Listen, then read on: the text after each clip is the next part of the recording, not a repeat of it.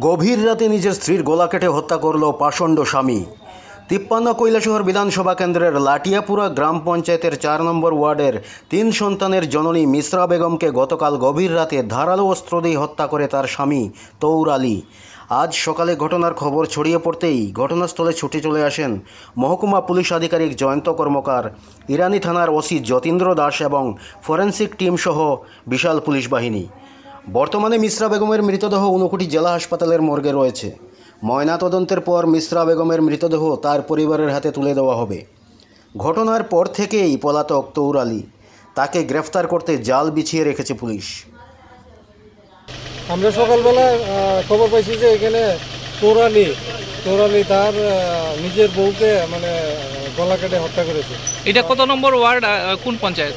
এটা লাটিয়াপুরা ৪ নম্বর ওয়ার্ড।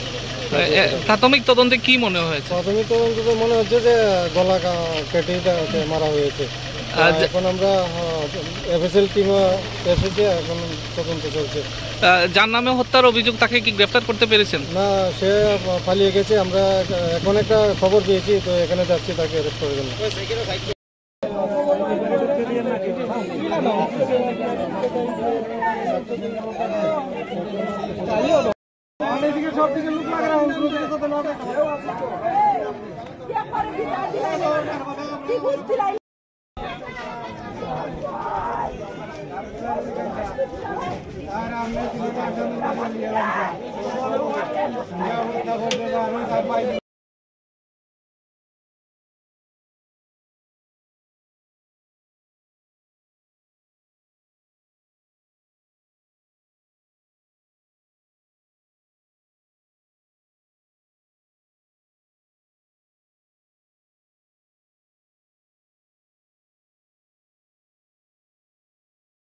মাইয়া ফোড়া আননি